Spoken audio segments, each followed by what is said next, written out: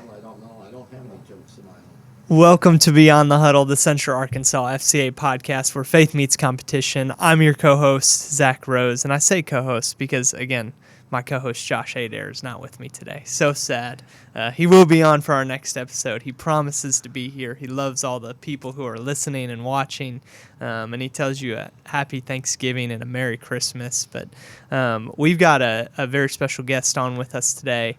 And I'm super excited to get to know a little bit more about him and his story and the impact that he's had through FCA and with FCA. And excited again to have really the real co-host I have on here, Mr. Lance Kaufman. He's back with another episode today. Lance, you got something for us today? Well, it's an honor to be back, and I'm especially personally excited about Coach Comet because just getting to know him the last, 5-10 years, whatever it's been, he's what FCA wants in all their coaches. He's not just focused on wins and losses, although he's won quite a few in his career. You might ask him later what his career record is. I think it's like 422 wins against 7 losses, something like that. But that was against my granddaughter on certain things, so like checkers and stuff. So yeah, I guess we could go with that number. That'd work. Oh yeah, there's a Hall of Fame ballot coming out pretty soon, and my name's not on it. If you'd like to write it in, I think that'd be great. They do accept write-ins, so. But no, I'm excited for this time to be with you again, Zach. You're my favorite host. Well, that's good. We won't tell Josh that. Yeah, don't tell Josh that. And then, of course, Coach Comet. Yeah. I know him as JC. There you go. Well, wow. That's an honor. I'm glad you have Kleenex out here because I got a little teary-eyed there for a minute. I didn't want Lance to stop that introduction. We'd do the whole 51 minutes, and I'd cry at the last minute, and we'd be through. This is pretty exciting. Oh, man. Well, I can already tell this is going to be a great episode. So, thank you, Coach Comet, for being on with us today. Thanks for inviting me. Absolutely. We're ecstatic that you're here. If you would mind just sharing a little bit about yourself, some of the places you've coached, a little bit about your story, who you are, and what you do. Well, I might use up most of the time just telling about the story, but, the question is, how does a boy from Linwood, Washington, which is 25 miles north of Seattle, end up in Little Rock, Arkansas? Great question. And basically what happened is this whole story started when there was a couple that owned a little grocery store around the corner from us, and we got to be really good friends with them. And in 1967, my dad was from West Virginia, so it wasn't uncommon to travel across country to go visit his family in West Virginia from the time I could remember. And so 1967, World's Fair in Montreal, we took a vacation, went up to Montreal, down through West Virginia, down through New York, Washington, D.C., West Virginia, visit his family, and stopped in Arkansas to visit that couple that just moved from Washington down to Garfield, Arkansas. And so we, stopped by and visited, and my mom and Jerry's wife, Marlis, went out driving around, and Mom came back about an hour later and said, "Bud, we just bought 57 acres." And so we went from the city life to farm life, raising cattle and hogs, and the friendships that I made in Rogers at that time. We went 8th and 9th grade year, went back to Seattle, did my high school 10 through 12 up there, but every summer I'd come back down and stay with my friend in Rogers. And when I graduated from high school, he went to Arkansas State, and I said, that sounds like a good thing to do. And so I went to Arkansas State and eventually graduated and ended up getting a job in Parkin, Arkansas, and did that for a year and went back to Kansas City and did a couple of years managing racquetball clubs, and then back to Dixon Road, got on Dixon Road because the guy I was working with in Parkin was on Dixon Road at that time, and they needed an extra coach, so I came down to junior high and spent most of my career on Dixon Road, met my wife, and, 42 years later and being around the state, and let me think of all the areas I've been. I've been at Parkin, I've been at Blytheville. Let's go in order here. Parkin, Fuller Junior High, back to Kansas City for a year, Blytheville, back to Dixon Road, out to Scott, the alternative school. Got through the alternative school, went back to Fuller as a head football coach. Then they moved over the 9th grade over to Mills, so I was at Mills, and after that retired and came back and was at Barton for a year, and then in Sylvan Hills for about 2.5, 3 years, and I retired, right before the COVID thing hit in January. So it was a good little run. Yeah. So you've bounced around a few different places, and Right. it seems like, man, the Lord has been with you as you've gone through those places. I always love hearing people's stories and how unique the Lord uses different opportunities or different circumstances to really grab a hold of our attention or Right. to continue to grow us through seasons. So would you mind just sharing a little bit about your personal story and your testimony of maybe how you came to the Lord and what that has looked like through your coaching career? Well, where I grew up, I was literally blessed because right across the street from us was the rectory for the Catholic Church right behind there, and that was Father Westerhaven and Father Dugan. Father Dugan was the owner, and right next door to him was the Baptist minister that had the church just down around the block by the elementary school, and so I had great role models on both sides. And my dad, being from West Virginia, just kind of country gospel and old time religion, I guess you could put it that way. And Mom was actually was Orthodox Jew before she met Dad, and became a Christian when she moved to West Virginia with Dad when my sisters were younger. I've never told Lance this story, so it's fun to watch him go over there and go, where's this one going? I've not heard this one before. I'm sitting here thinking, Coach Comet say what? I do that to my wife every once. I've never heard that story. I said, well, that's why we've been together for 42 years. I didn't just spill it out all at first. This is a documentary. It goes on. You got new things that come along on each episode. But One thing, Zach, I forgot to tell you how wise he is too. wise, maybe a wise. Well, that's Wise a whole husband. Yeah, wise husband, wisdom. I quit praying for patience because I'd find somebody to tick me off. So I just pray for wisdom now to decide which one I need to get mad at. It's one of those type of things. So back to the story, but with those two folks, the Father Westerhaven was a young guy, so he worked with me with some athletics and things, and he was very athletic and very involved with the kids. And Pastor Riffle, of course, that was kind of more in line of our beliefs in the house. I remember going to summer vacation Bible school, and I remember, it was, if you picture my house, about probably 4 blocks to the elementary school, which we walked, and the church was right across the street from the school. So it was walking distance was down, and I remember we were in a room, little Bible study. She was, and Mrs. Riffle was talking about the gospel, and do you believe in Jesus? Yes, and do you accept him? Sure. It was one of those type of things, and so I remember giving my life to Christ at that point in time, and for what I knew, right? Right. Yeah, and I think from that point in time it was you do this, don't do that, more of a follow the rules, don't follow the rules. I'm good if I follow the rules and not. Well, so that was kind of a start, and I remember I've seen pictures of me, walking down the church that we went to, which was another church a little bit farther south than where we lived, but I'm walking down the aisle with a diaper and 6 guns on each side and my cowboy hat and bottle to do something. I don't know what I do, but I got one of those pictures around somewhere. There's a visual to try to look at and think about. People are pulling off the road right now and just crashing because they can't believe that. But anyway, so that's kind of where the background was there, and as you progress through life, you try to do the things that you try, the right things to do. At least that's what I've always tried to do. Try to do the right things, or what I scripturally right, whether I realized it or not. And so you continue on, and junior high, I was down here, met some friends, and I think we went to a small church in northwest Arkansas there a little bit, and living on the farm, it's kind of hard to get away sometimes on Sundays, but we did, and then moved back, and high school, and I remember at that time in high school,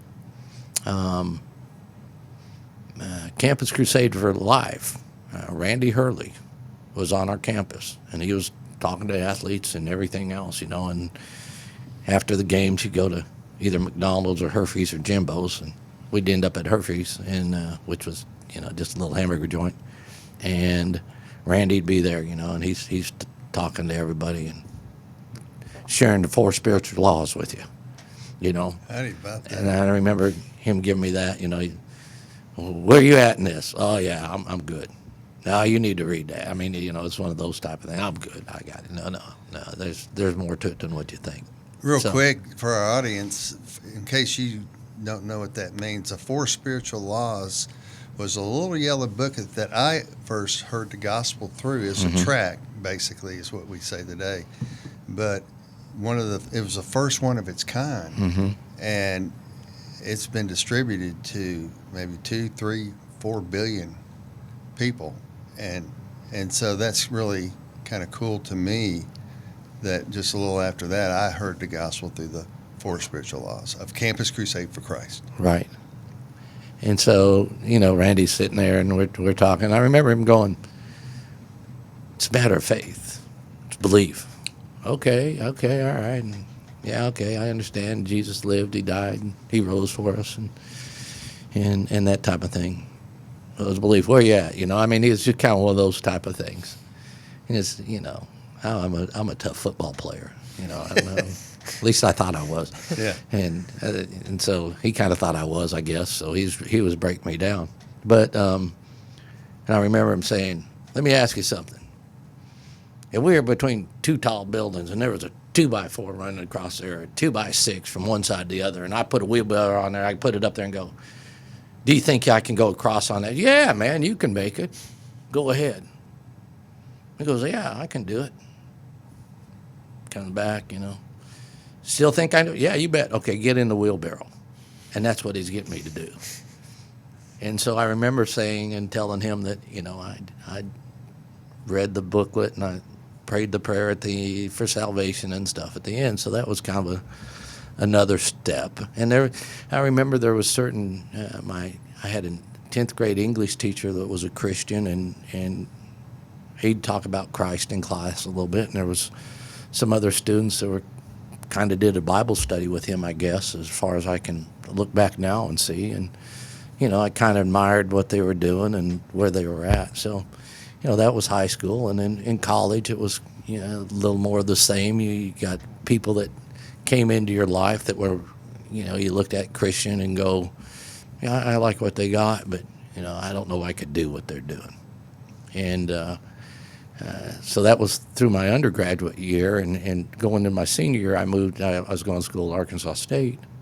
And I went back to Seattle to finish my final year because there was an opportunity to maybe teach and coach at my high school, which when I was back doing my senior year, I was scouting and doing things for the football team. So I was kind of excited about being back and doing that. And, of course, I got back with a friend of mine that ended up being really good friends and played football with and stuff like that. And he'd had some tough times playing college ball and got where he liked to party more than he did study. And so he kind of dropped out of that and basically recommitted his life to Christ and accepted Christ and, recommitted. And we went to a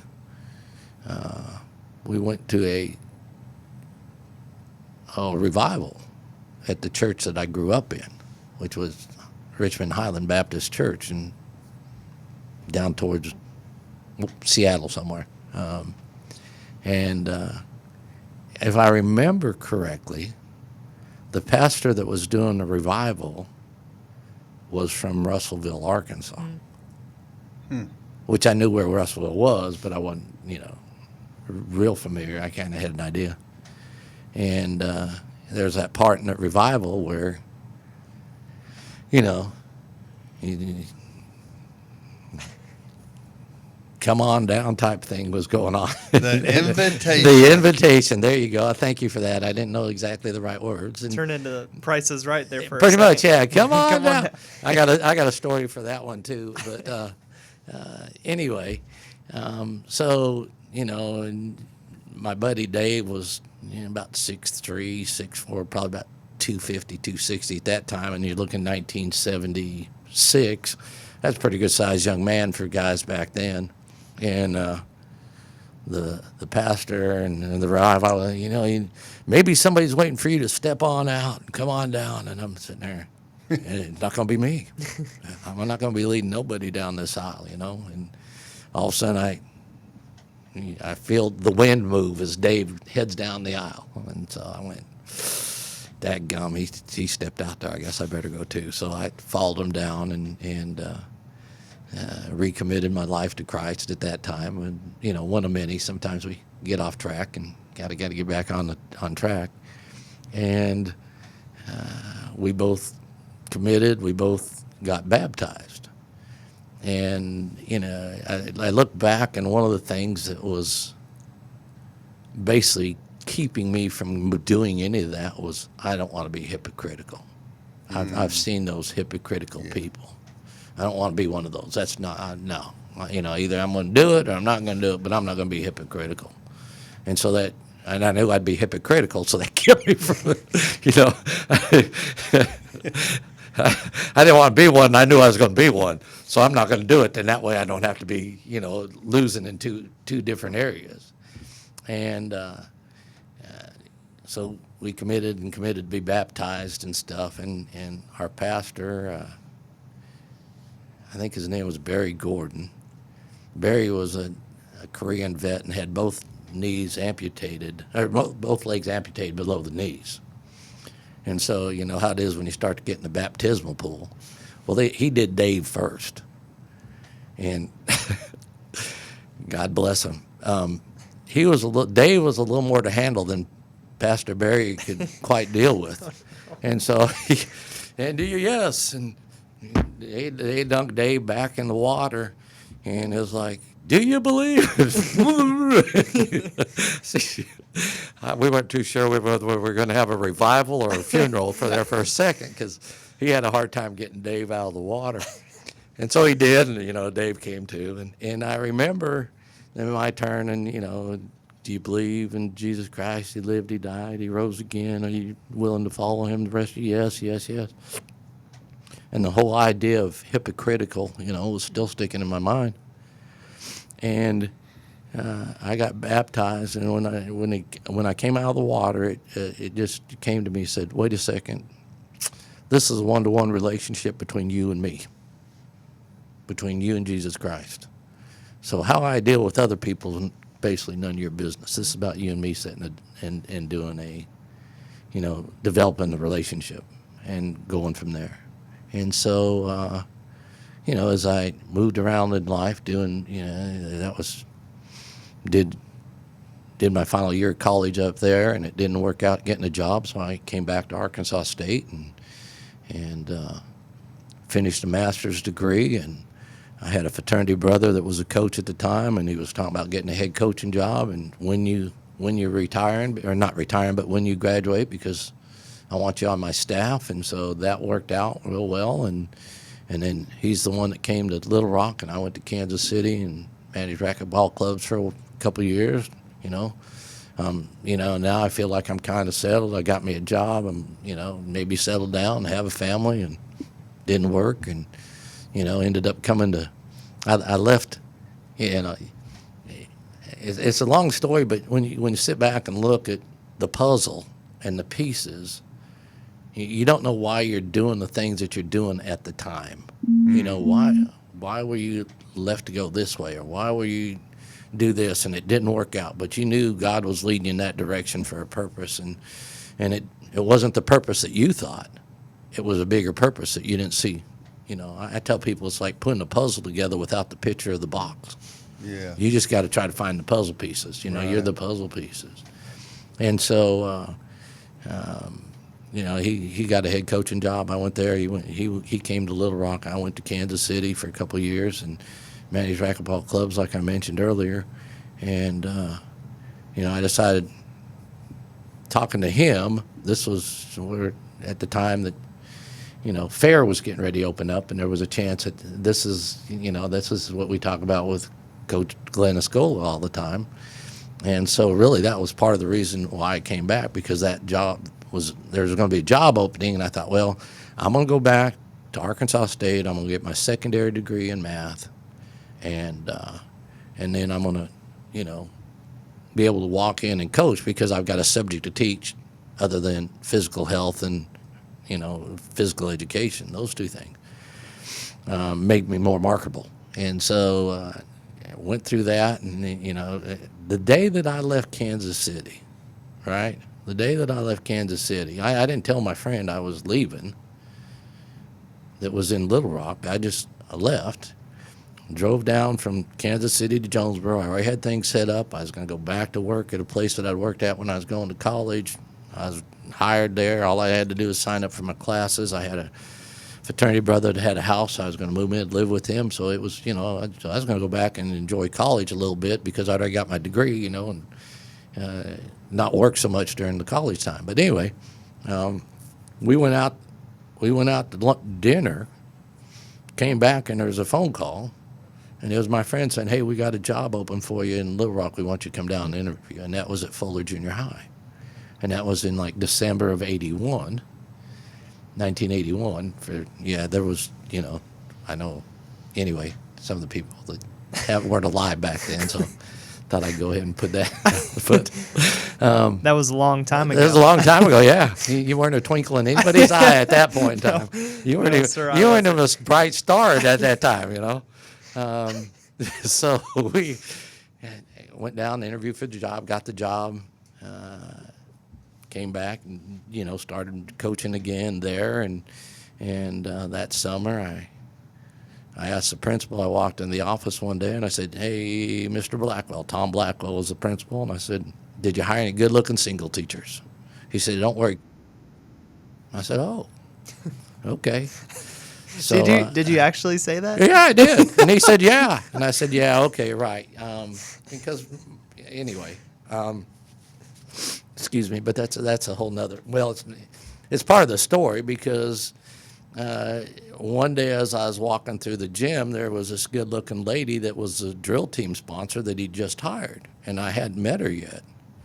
And I wanted to, but I was kind of shy, but I was also kind of a joker.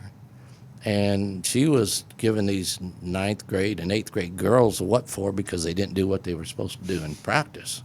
And she's all up in their grill. And I'm just going, yeah, got a little fire to her. Okay, that's good. And and I literally walked by, not as close as I am to the mic here, maybe step off a foot or two. And she's got her back turned to me, and she's giving them what for. And I just walked by and I said, "Go ahead, Jay, lay your best line on her." So I walked by and I said, "I really had a great time last night. I'll talk to you later." And I walked off. I'd never met her before. And she's going, "What?" Well, if you could imagine a bunch of junior high girls, because I'd already been there a semester, right, ahead of her. Oh, man, they went nuts. "Oh, you know who we're talking about. You know who he is," and all that stuff. The girl I hadn't even married yet or even gone out on a date yet had kind of, was going, "What the heck's going on?" Was her first name Becky by any It was chance? Becky. Yeah, it was. Just a wild guess. I was going to say, you're on the roll today, Lance. You really are. I mean, the Bible study and this now. I mean, Zach, we need to get a lottery ticket or something, think so, because yeah. and let him pick the numbers, There you because go. he's right on to say. So anyway, kind of that. And then we had an ice cream social, and I didn't have anybody, she didn't have anybody. And I said, well, I didn't have anybody. What was your name again? Oh, Becky. Okay, yeah. Well, Becky's here with me. And, oh, yeah, I'm here with him. What's your name? And So then, the ice was broken and maybe extremely cracked. I think the ice was already broken a little Yeah, bit. it was not only broken, it might have been melted. But anyway, Did she come back around during the ice cream or any time saying, "What do you mean by that crack?" no, I don't remember her doing that. But I do remember, like a day or so later, actually asking her out properly. And she said yes, which kind of surprised me. And once again, being, I don't know if I should say this or not. It might give a bad influence on me after talking about this. But, I knew she liked musicals, and I liked comedy. And at that time, there was a movie out with Dolly Parton and Burt Reynolds. Yeah. Yeah. And The Little House in Texas. it wasn't the Little House. It wasn't. Something. It was a Little House on the Prairie, Yeah. but it's not the same one that we're talking about. Yeah, it had to do with professional women and stuff. But anyway, and it was funny, but it was kind of like that's just. And she went back the next day to. She had a second job, and one of her friends from work asked her, said, well, how'd your date go last night? She said, I just met the man I'm going to marry. Whoa. Wow. And I wasn't quite, I was wondering who she was talking about because I didn't think it was me after that, dinner and the wonderful movie I took her to.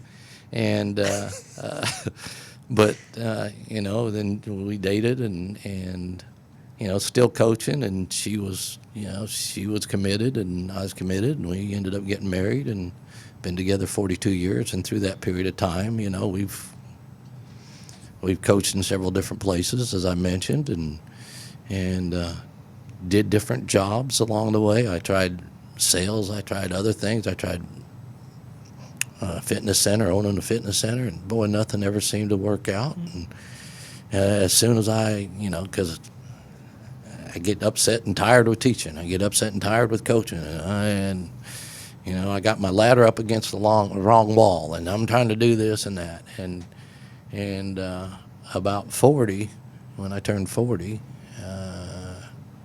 I was down because I wasn't where I was supposed to be. And it's just like, once again, the teaching job was just there, and it was kind of like,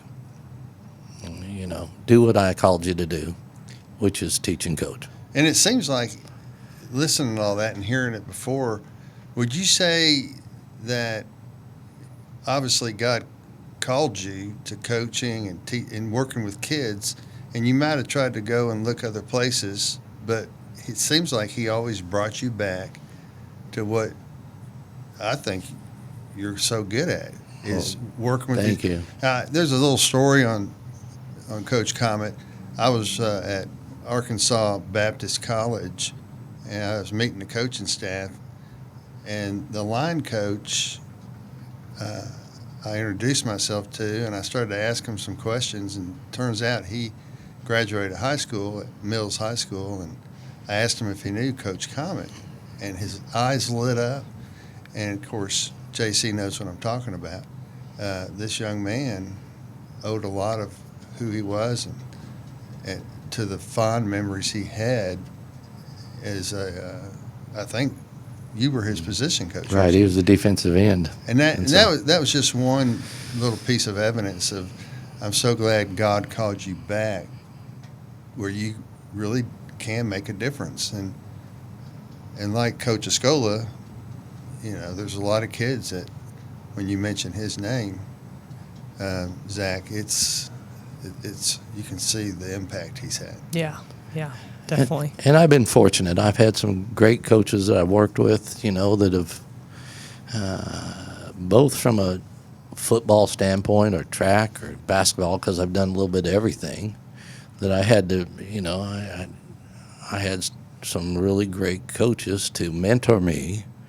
And also there's some great Christian coaches that I worked with that mentored me also. So I've been, I look back now and very, very blessed, even though the journey sometimes was, what am I doing? Why am I doing this? It wasn't. No straight line. No, absolutely not. It wasn't like, okay, I'm just going to go up this sloped hill. No. It's not that way at all. Let me ask you a question. off of that, you had guys before you teaching you.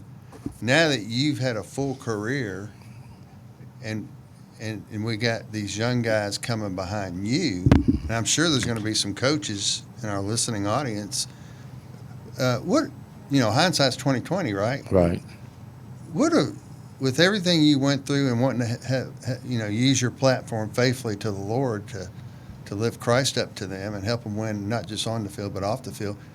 Is there any advice you would give a young coach just starting out to consider that you had to learn, maybe shortcut his learning curve? Well, become, in whatever you're doing, become knowledgeable and get yourself prepared to go to the next level. I thought I was prepared to go to the next level. I'm a hard worker. I spent a lot of time watching film. And I was real good about thinking things through. If somebody went through the process and did it, I was real good at following the process. And using their what worked for them that I learned might not necessarily work for me, or it'd work for me if I put my own personality or whatever into it.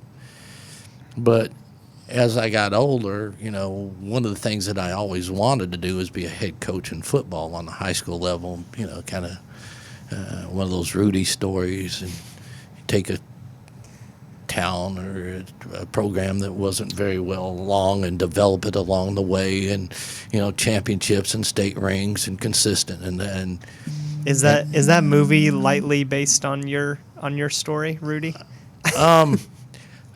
My story related to Rudy is in 1974, I turned out for spring football at Arkansas State. And I went through most of the off-season program, and then they started scrimmaging, towards the end and stuff like that, which was a little bit different than what I learned in high school. Stay low, don't get blown back, just build a pile. Lou, and you're on, and they're giving out different signals, and I'm trying to figure out, okay, I don't know Lou and Ron, and I don't think I've ever met them, and now I'm supposed to know what I'm supposed to. Anyway, so the terminology and all that stuff, right? And but it didn't take me long to realize, and at that time they had Stan Winfrey at fullback that I think went to the Miami Dolphins, and they had Jerry Muckensturm who played for Chicago, and they had Mike Malham. He's a well-known coach in the area at Cabot and retired from Cabot. His dad was the defensive coordinator and at Arkansas State. And so those guys went on to play professional football, and Jamie Clips was a tight end, and Lloyd Walls was a back. And anyway, a defensive back, and I can't remember all the quarterbacks and everything. But it didn't take me long to realize that my college career in football and my, professional career was pretty much at an end at 5'6", 175-pound nose guard in the Southern, South Conference, I think, or something like that. Was not going to last very long, so I decided it was getting close to our fraternity's, yearly ball, and it'd be more fun to go to the yearly ball at the end of the season, at the end of it, than it was to stand on the sideline. So that kind of changed my career. But anyway, yeah. You shared about how there were some things that it seemed like the Lord was just closing doors on. We've talked about a lot on here, and our heart in FCA is that we do believe that coaching is a calling. Mm-hmm. And I believe the same thing for teaching. There's a lot of really good teachers and a lot of really good coaches, and I think those things go hand in hand. To be a good coach, you have to be a good teacher.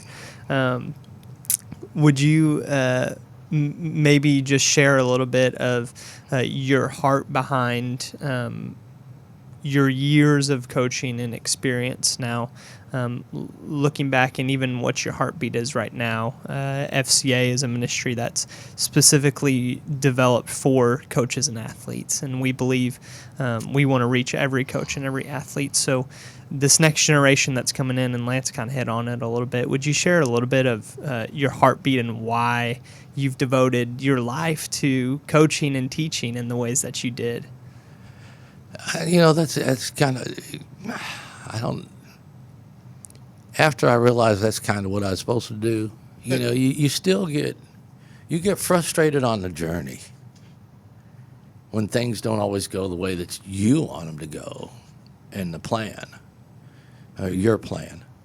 And so that's always a struggle, And you can, you look at some of the great coaches, even if they're undefeated, there's a majority of people anymore, especially with media the way it is, he didn't tip his hat when he was supposed to, or whatever the case may be. So you got a lot of negative vibes always coming in. And I think you go and do what your heart tells you to do and try to cut out those distractions and realize that, we're so wired for a zero-sum lifestyle. You either win or you lose. There's no in between. Okay? You're either a winner or you're a loser. Okay. Maybe on a scoreboard. But if that's the case, then if I'm never going to be number one, you're never going to get a turtle to win a 100-meter dash, right? Not against a horse or a jackrabbit or anything else. It's not going to win. So from an individual standpoint, if I'm supposed to grow as an individual, all right, if I can move from point A to point B and do that in a more efficient way the next time, then basically I become a winner of myself and what I'm supposed to become. But from the zero sum, if I do it from the zero sum sense, I'm never first, so I'm a loser. So those are the things that I think sometimes as coaches, as myself, is you want to try to develop all your athletes the best that you can, but you understand that especially in high school, junior high, you don't always, whatever shows up is the athletes that you've got. And so to take that turtle, make him a little bit faster and try to get him into your system would be a success for him and also for you. Now, you might not win a ball game, but considering where those guys were at the time and you look back, they grew, you grew, and you learned something, they learned something. So basically, it's a win-win, Yeah. And I think that's, important, especially as I look back now. I think I tried to make that achievable for wherever they were at in line, and to go through the other part of that is to go through the process, because you asked about earlier about becoming a coach and what do you think on doing that. Well, there's a process involved. There's a learning curve, and even though you might be point A, right, or you think you're at the top, and then you get around some of those people that are not, or that are farther up the ladder than you are as far as knowledge and everything else. If you don't sit down and learn from them, then you're cutting yourself short. Now, whether you use it all or not, that doesn't make any difference, but the knowledge of what they do, because what that does is save you time and energy. And when you as you get older, I tell my own kids, I said, you need to listen to some of the adults and things and have some mentors, because at this point in time in your life, you got two valuable things, time and money. And I said, if it's taking your time, then you're using a lot of money to do that too. So if you can save time and money by having the experience of somebody else to help you get through it, then the better off you're going to be. And so use those tools that are there to help you become what you want to do and become as far as a coach is concerned. And, helping person go from A to B. A to B. I have a comment and a question. I know we're rounding third on our time.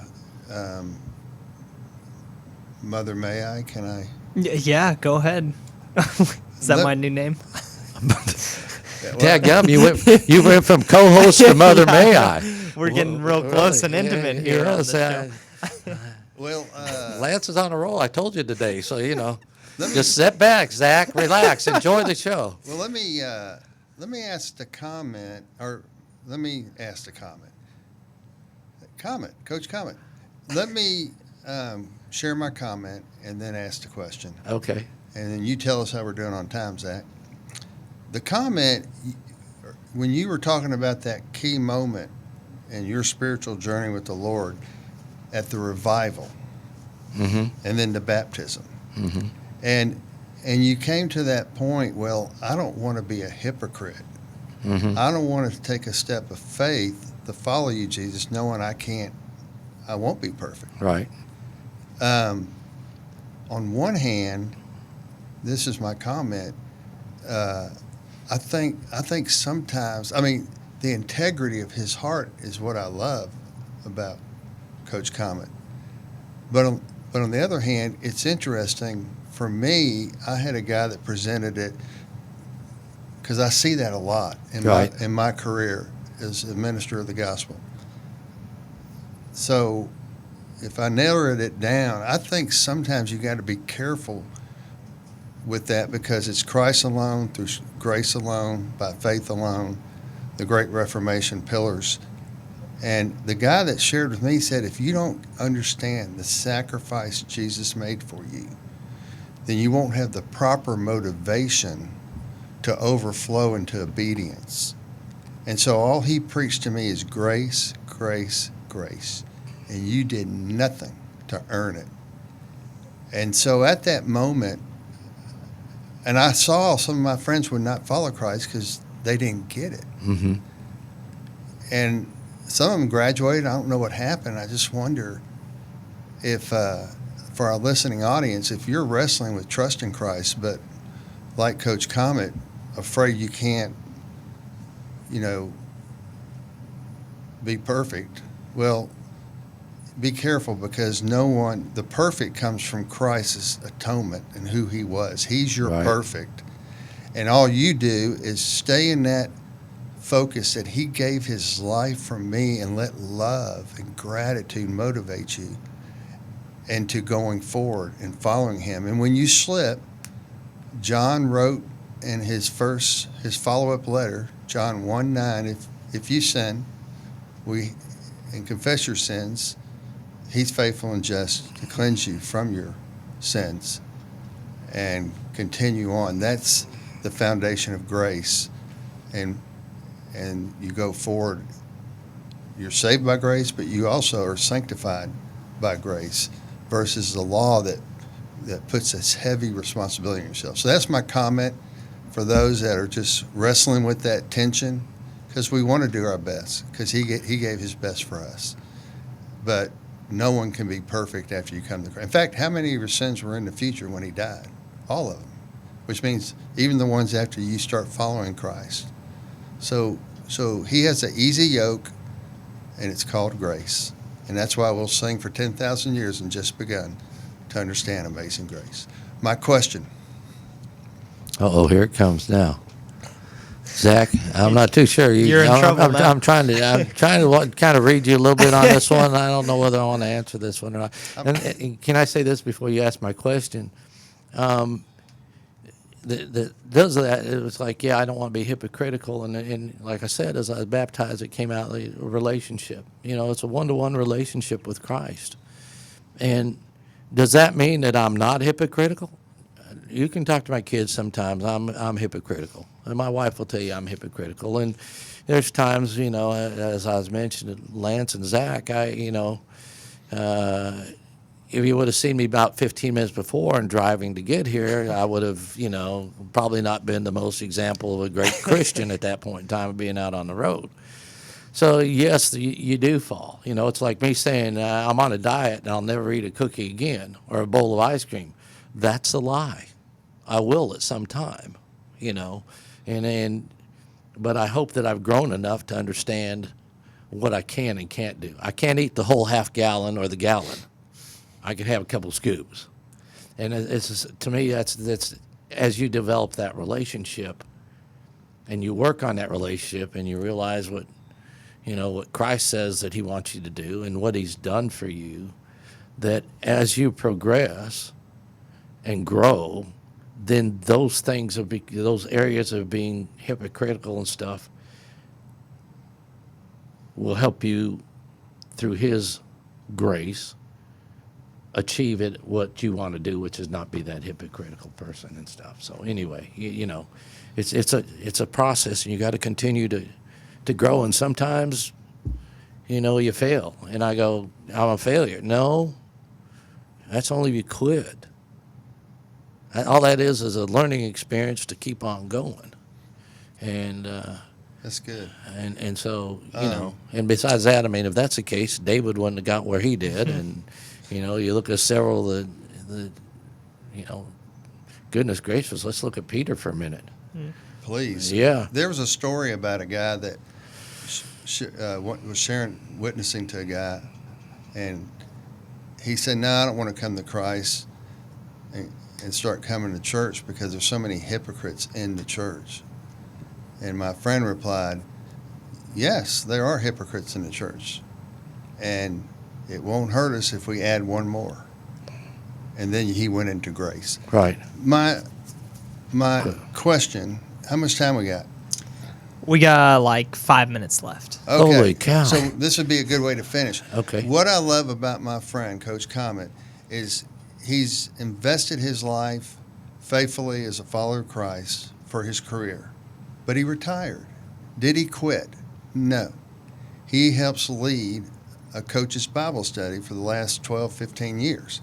But here's the best part when I want to finish with. Could you share a little bit about how you're developing men through your local church ministry that you're hitting up? Because he invited me to an event, and now I'm hooked.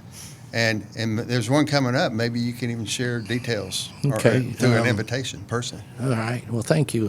4 minutes. 4 minutes. Okay, I'll try to make this real quick. I'll do it Cliff Notes instead of the whole series of documentaries. But basically, one of the things is, and this was some things that had gone on in my family with my kids, and I realized that doing what I was doing, become a good coach and do that, which I think I was led to do.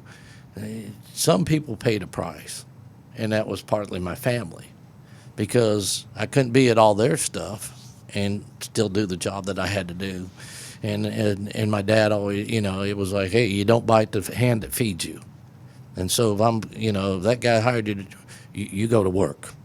You know, that's first, because if you don't take care of it, so that was kind of the deal behind it.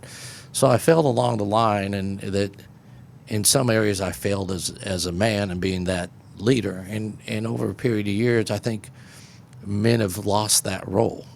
And so what we're trying to do is get that back.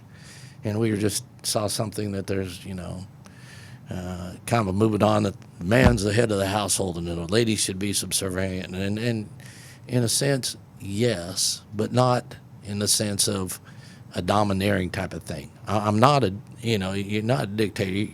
You're as men, we are called to be leaders. Servant leaders. Correct. Servant leaders. And that role, leadership, is not about me going, Zach, get the garbage picked up. Honey, I need the dinner on the table at 5 o'clock or whatever it is. It's learning to get your people and teaching them of what they need to do. And I think that's the same thing with the family. So we're doing this program that we're doing with the church that I go to, is we're working real hard to start developing men to be leaders. Not necessarily tyrants or anything like that. That's not the purpose. It's to be leaders. And what are the qualities of a leader? And there's, you know, you can look in the Bible, you can look at John Maxwell. There's a lot of different leadership books out there. And it's not just, I'm right, shut up, just do what I say. Well, let me ask you this to finish, about a minute left. What curriculum are you using, and when's the next time y'all are going to meet as men to grow? Well, we're getting ready to start a new one. I was just talking to our pastor today. It was Become a Man or Becoming Men, I think is what it is. I think it's by Robert Lewis, if I'm not mistaken. Oh. And then we've done. What about Stepping Up? We did Stepping Up last time, Rainey. And we're getting ready with Dennis Rainey, and we're in April we're having another men's conference, which is been really great for what we're doing, and it's open to people. And I go to Eagle Point Church, which is out in off of, let me think, Geyer Springs, and out by Southwest Christian Academy, and you can pull up their website and see more information that grows. No, we just know it's going to be April 11th at this point in time. And What's that? Just for the record, one more time, the website address, so people who are interested. Is Eagle Point Church. It's on One Geyer word? Springs. Pardon me. Like EaglePointChurch.com. I never pull it up on the web, so I can't Maybe tell you. there's To be another honest with way. you. Yeah. You can probably just search Eagle Point Okay. Church. Yeah, and and find do it on that. there. But it's on. Yeah. It's by Southwest Christian Academy on Geyer Springs. It's right. it's on the north side of it, not the south side. Yeah. So Yeah. anyway, Well, I learned a lot, and am encouraged by not only your testimony, but the lessons that you've learned throughout your life. I think just to close here, young athletes need to know more and more that there's going to be adversity that comes in life, and we don't always have a choice in what adversity comes our way, but we do have a choice of how we respond to that adversity. Correct. And a lot of what you're sharing is so encouraging, because a lot of it is wins and losses. Now, you either win or you lose. You either get the recruit or you don't get the recruit.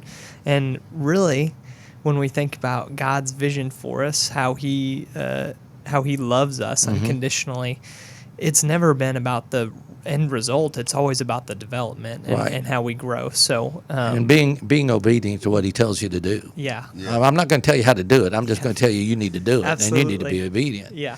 And I didn't mean to cut you off, but No, if you're I'm finished real quick with a story about that. I was coaching in Barton, and I was coaching track, and I had a guy that ran the 400 for me, and we went to the state championship at Prescott, and Prescott had some incredible athletes in the 400 meter, and this is what my guy was running the event in. And he hadn't run faster than a 54 all year long, or whatever it was. It might have been 55 somewhere, and it doesn't make any difference. But, he was upset because he took ninth in the state championship. And he ran like 2 to 3 seconds faster than he had all year long. But he was upset because he didn't win against the guy that was running a 45. And I looked at him, I said, wait a second. You just ran the best that you have ever ran in your entire life in a track meet. You set a new personal record. How can you be a loser?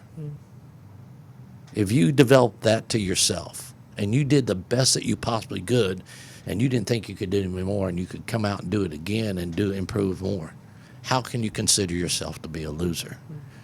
It's not a zero-sum sense. It's you against yourself. Yeah. So That's exactly right. Yeah, that's a great story. I think that sums that up pretty well. So, Coach Comet, thank you so much for being on thank you today. for asking me and let me be a part. Absolutely. We appreciate your time and your story. And Lance, honorary co-host, thank you so much for your service again today.